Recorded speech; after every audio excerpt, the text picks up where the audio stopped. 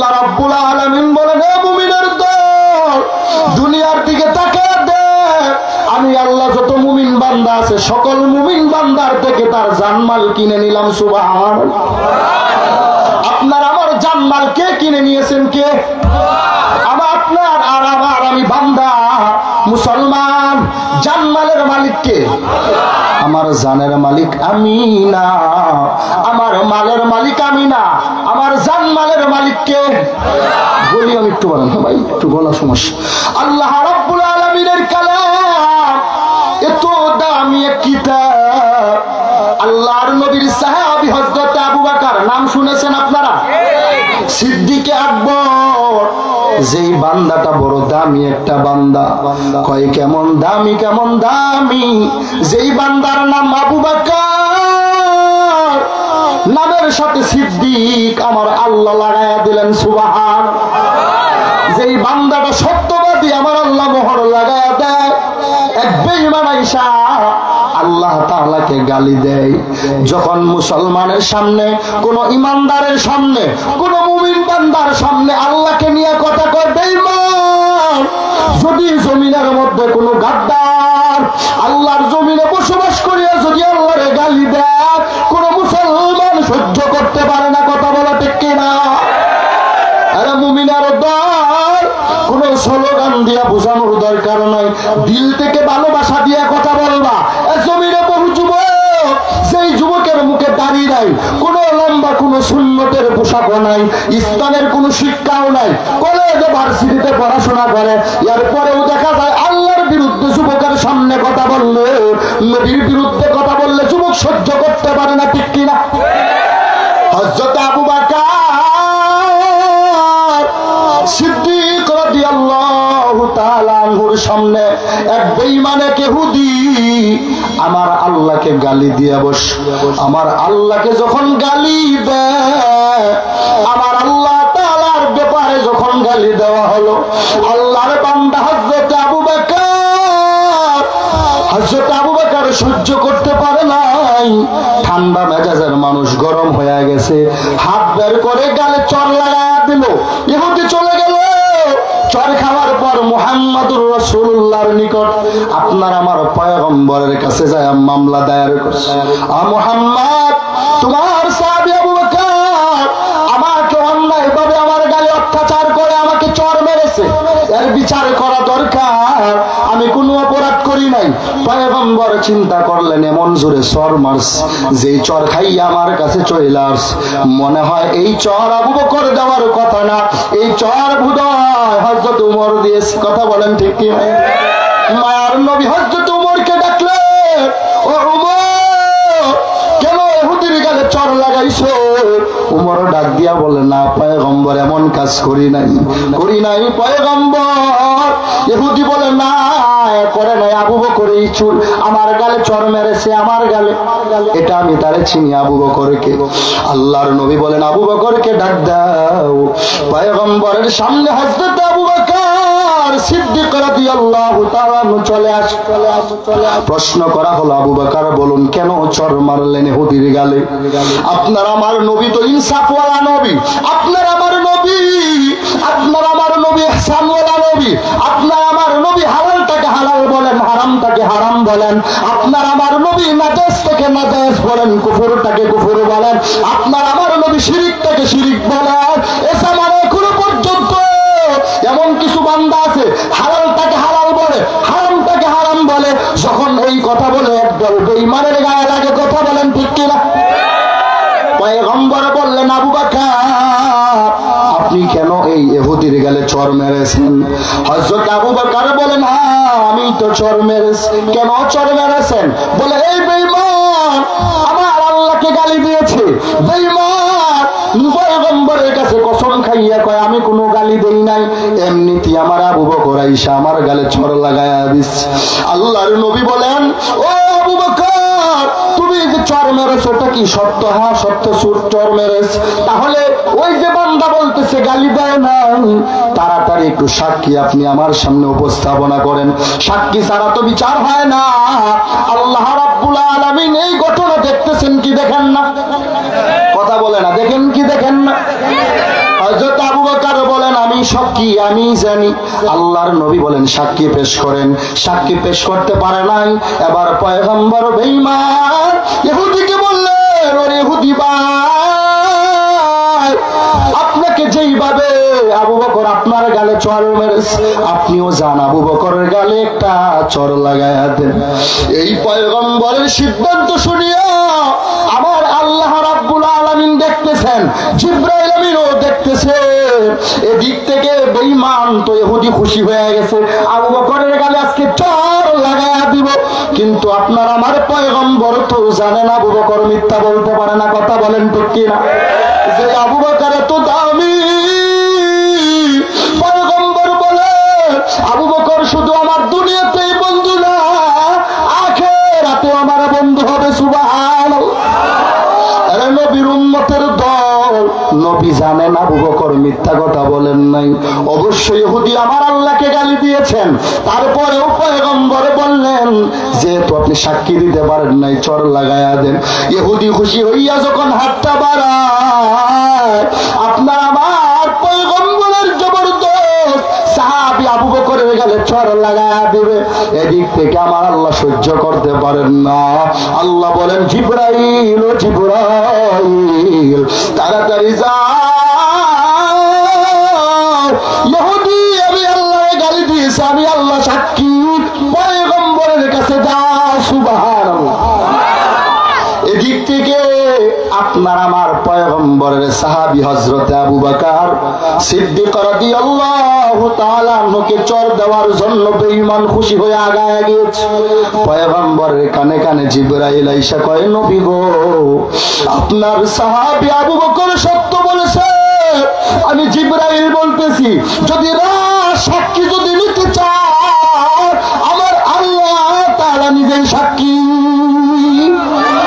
তাওয়াক্কুল মিকুনি হর সুবহ শাম, মেরা সানাত রিজকে তু আজলা মাকাম, জুজবা হাকাচি জে মুখাজ ইনসু জাগা, ফজলে ও আ মস্তে বার জুমলা জাহা, তু কুজাও সুন্নত আহমদ কুজা, বা মুহাম্মদ কাইবুয়াদ নিসবত তুরা, কার শাইতা মিকুনি না মতওলি ঘরওয়ালি, লানো তাস্তাই বরওয়ালি।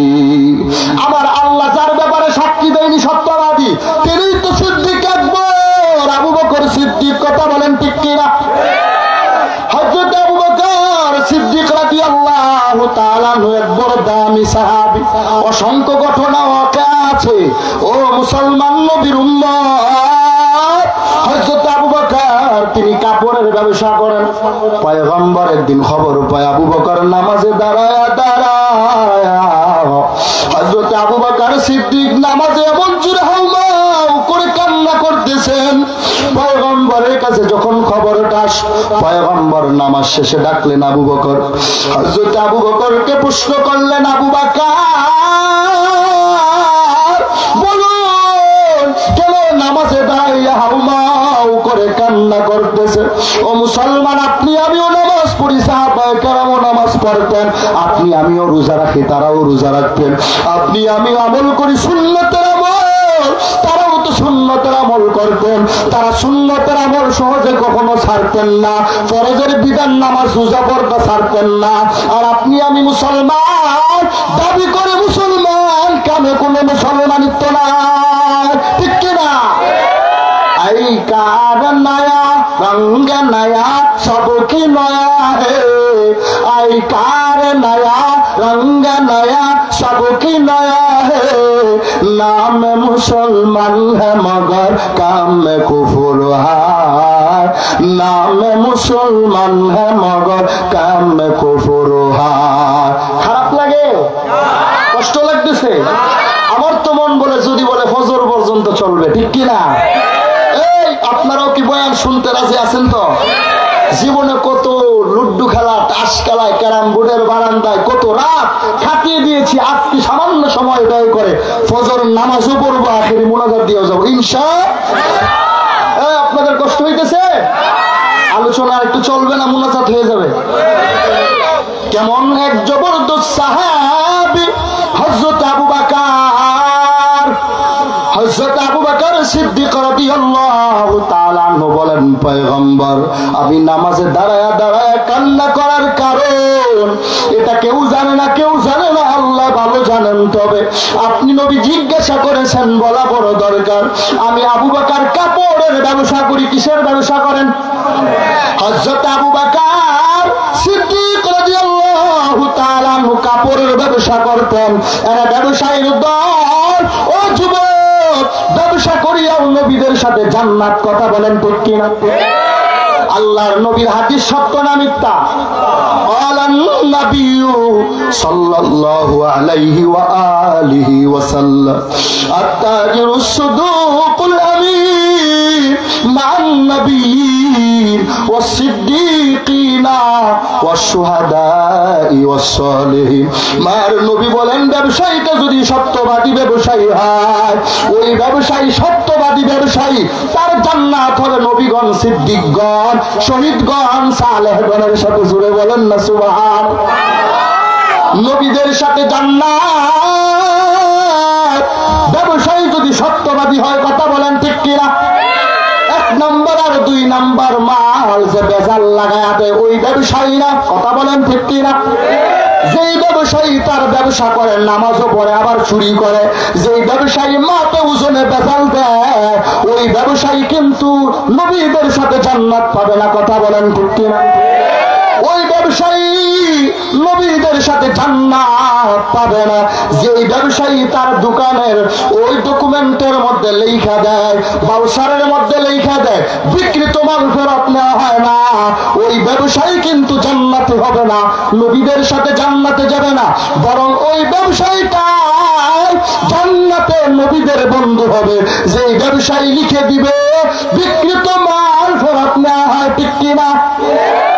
বিক্রিত মাল ফেরত নেওয়া আমার আপনার পয়গম্বরের সুন্নাহ। জোরে বলেন সুবহান। তো হযরত আবু বকর সিদ্দিক রাদিয়াল্লাহু তাআলা আনহু তিনি বলতেছেন, ও পয়গম্বর, নামাজে দাঁড়াইলাম, আমার এক ঘটনা মনে পড়ে গেল।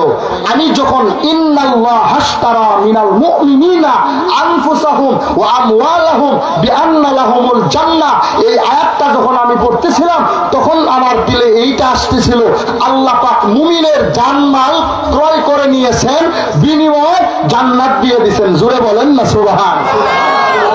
আল্লাহ রাব্বুল আলামিন সকল মুমিন বান্দার জানমাল কিনে নিয়েছেন, বিনিময়ে জান্নাত দিয়েছেন। অথচ আমরা দেখি জানমাল আল্লাহ পাক আপনার আমার কাছেই রেখেছেন, কথা বলেন ঠিক কিনা? জান্নাত আল্লাহর কাছে রেখেছেন। জান্নাত আল্লাহর কাছে রাখার পর বান্দাকে জানমাল দেওয়ার পর কেমন করে বিক্রি হয়? আমাদের এই দেশের মধ্যে অনেকের আপন জমি, নিজের জমি, নিজের সম্পদ অন্যের কাছে এটা আমানত দেয়া হয়, বন্ধক দেওয়া হয়, ঠিক কিনা? কিন্তু বন্ধকওয়ালা যদি মনে করে এটা আমার জমি, এটা বেজাল, কথা বলেন ঠিক কিনা? যত চাষ করুক এটা তার জমি না, মালিকের, যার কাগজে কলমে ঠিক থাকবে। আল্লাহ বলেন, ও বান্দা, মনে করতেছো জান্নাত এটা তোমার, অথচ জান আর মাল এটা আমি আল্লাহ কিনে নিলাম, এটা তোমার আমানত হিসেবে দিলাম, কথা বলেন ঠিক কিনা? আর তোমার জান্নাত আমি আল্লাহ তাআলা এটাকে সুন্দর করে আমি আল্লাহ রেখে দিলাম আমানত। তুমি বান্দা যখন আসবা, আসার পরে তোমার জান্নাত দিব, আর তোমার জানমাল আমি আল্লাহ তোমার থেকে নিয়ে নিব। জোরে বলেন না সুবহানাল্লাহ। হযরত আবু বকর নামাজে দাঁড়াইয়া হাউমাউ করে কান্নার আওয়াজ। কেন? হযরত আবু বকর সিদ্দিক রাদিয়াল্লাহু তাআলা তিনি বলেন, আমি যে কাপড়ের ব্যবসা করি, আজ এক মহিলা কিছুদিন পরে আসিয়া বলে, আবু বকর, আপনার কাছ থেকে আমি একটি সেট কাপড় নিয়েছিলাম, ওই কাপড় আমার পছন্দ হয় না, আমার টাকা আমার দেন, আপনার কাপড় আপনি নিয়ে যান। আমি আবু বকর তার কাপড় আমি তার কাছ থেকে রেখে তার টাকা আমি তার ফেরত দিয়ে দিলাম। এই ভয় আমার মধ্যে ঢুকে গেল। আল্লাহ পাক যে বলছেন মুমিন বান্দার জান্নাত আমার আল্লাহ কিনে নিয়েছেন, আর মুমিন বান্দাকে জান্নাত দিলেন। আবার আল্লাহ তাআলার আয়াত পড়িয়া, ইন্নাল্লাহ ইশতারা মিনাল মুমিনিনা আনফুসাহুম ওয়া আমওয়ালাহুম বিআন্না লাহুমুল জান্নাহ। আল্লাহু আকবার। আমার আয়াতের কথা বারবার নামাজে দাঁড়ায় যখন পড়তেছি তখন আমার মনে পড়ে গেল হাসরের ময়দানে আল্লাহ যদি বলেন, আবু বকর আপনার জানমাল আমার পছন্দ হয় না, আপনার জানমাল আপনি নিয়ে যান, আমার জান্নাত আমার দিয়া দেন, আমি আবু বকরের কি উপায়? হযরত সিদ্দিক আকবর নামাজে দাঁড়াইয়া কান্না, আরে নবীর উম্মতের দল আল্লাহ রাব্বুল আলামিন বড় মায়া করে বানাইছেন। এই মায়া করে বানানোর পর আল্লাহ বলেন, জানমাল আমি কিনে নিলাম, তোমার কাছে আমি আমানত রাখলাম, এই জানমালটাকে তুমি বান্দা যদি ভালো পথে ব্যয় না করো, আমি আল্লাহ যদি পছন্দ না তোমার জানমাল তোমারে ফেরত দিয়ে দিব। হযরত আবু বকর কান্না করেন, কারণ মার নবী বলছেন, ইন্নাল্লাহ আশতারা মিনাল মুমিনিন, মুমিন বান্দার সাথে আল্লাহ ক্রয় বিক্রয় করেছেন। সুবহানাল্লাহ। আল্লাহ যে জান্নাত এটা দিলেন, জানমাল কিনে নিলেন, এটা মুমিন বান্দার সাথে না বেঈমান বান্দার সাথে? কথা বলেন না, কার সাথে? যেই বান্দা ইহুদি, খ্রিস্টান, বৌদ্ধ, নাসারা, হিন্দু, অন্য ধর্মের যারা আল্লাহকে আল্লাহ বলে স্বীকার করে না, কালেমাই মানে না, তারা তো বিনা হিসাবেই জাহান্নামী। কথা বলেন না যে ঠিক কিনা? তারা যে জাহান্নামে যাবে খালিদিন, তারা যে স্থায়ী ভাবে তারা যে জাহান্নামে যাবে, এর কোনো টিকিট লাগবে না, হিসাব লাগবে না। বেঈমানের মরার পর বিনা হিসেবে তারা জাহান্নামী। তাহলে কোন বান্দার হিসাব হবে? মায়ার নবী ডাক দিয়া বলেন, ইল্লা মিল্লাতান ওয়াহিদা, একটা মাত্র দল, যেই দলটা হবে জান্নাতি দল। আর বনি ইসরায়েলের যেই ৭২টা দল, ওই ৭২ দল যাবে জাহান্নামে, শুধুমাত্র একটা দল জান্নাতে যাবে। মার নবীকে প্রশ্ন করা হলো, সেই কোন দল? মার নবী বলেন, মা আনা আলাইহি ওয়া আসহাবি, আমি পয়গম্বরকে যারা মুহাব্বত করে আমি নবীর দলটাই জান্নাতে যাবে, আর বাকি যত দল সব ৭২ দল জাহান্নামে। ঠিক কি না? তুকু যাও সুন্নাত আহমদ কুজারা বা মুহাম্মদ কাইবুদ নিসবত তোরা কার শয়তা মিকুনি না মতওলি ঘরওয়ালি লানতা সাই বরওয়ালি। কষ্ট লাগে আপনাদের? ওই জান্নাত চাই কি চাই না? সব মানুষ জান্নাতে যাইতে চায়, নামাজ পড়তে চায়, সবাই জান্নাতে যাইতে চায়, রমজান মাসের রোজাটা রাখতে চায় না। আল্লাহ পাককে যদি জান্নাতে যাইতে চাও, আল্লাহ পাককে যদি সন্তুষ্ট করতে চাও, আল্লাহকে ভয় করা লাগবে কাকে? ইয়া আইয়ুহাল্লাযীনা আমানুত্তাকুল্লাহ হাক্কা তুকাতি ওয়া লা তামুতুন্না ইল্লা ওয়া আনতুম মুসলিমুন। আল্লাহ রাব্বুল আলামিন বলেন, হে বান্দা, তুমি বান্দা আমি আল্লাহকে ভয় করো, আর কাউকে নয়। কথা বলেন ঠিক কিনা? আমরা কাকে ভয় করি? আমরা কাউকে ভয় করি না, আল্লাহকে ভয় করি। আল্লাহ বলেন, ও বান্দা, আমি আল্লাহ তোরে বড় মায়া করে, বড় মুহাব্বত করে বানাইলাম। এমন মায়া করে মুহাব্বত করে আর কোন জাতি বানাই নাই। ও নবীর উম্মত, সৃষ্টির মধ্যে 3টা সৃষ্টি অন্যতম। একটি হলো জিন্নাত, আরেকটি হলো ইনসান মানে মানুষ, আরেকটি হলো ফেরেশতা। আপনারা বুঝে থাকলে বলুন, এই 3 জাতির মধ্যে মানুষ জাতির দাম কম নাকি বেশি? কথা বলেন না যে কম না বেশি? মানুষ জাতির যত দাম, এর চাইতে কি ফেরেশতার দাম বেশি? কথা বলেন না যে ফেরেশতা জাতির এত দাম নাই, মানুষ জাতির যত দাম, জিন্নাতের এত দাম নাই, মানুষ জাতির যত দাম। কথা বলেন ঠিক কিনা? আল্লাহ বলেন, এই মানুষ জাতির মধ্যে শ্রেষ্ঠ হলো বনি আদম। এই বনি আদমেরা হলো শ্রেষ্ঠ। এই বনি আদমের মধ্যে যারা মুমিন,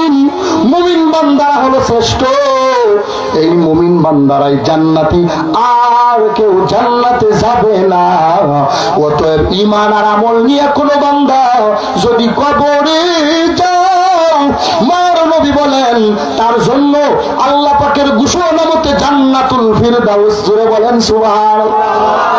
আরে নবীর উম্মতের দল আল্লাহ রাব্বুল আলামিন বড় মায়া করে বানাইছে। যেই মায়ার কারণে আল্লাহ তাআলা, ও বান্দা আমি বান্দা বক্তাগিরি করি, আমি বান্দা বিভিন্ন মাঠে ময়দানে বয়ান করি, আমি বক্তা সাহেবের গুনাহের ব্যাপারে আমার শ্রোতারা জানলে আমার বয়ান শুনতো না, কথা বলে ঠিক কিনা? নেতা সাহেবের গুনাহগুলো যদি তার অনুসারীরা জানে কেউ মানবে না, কথা বলেন ঠিক কিনা?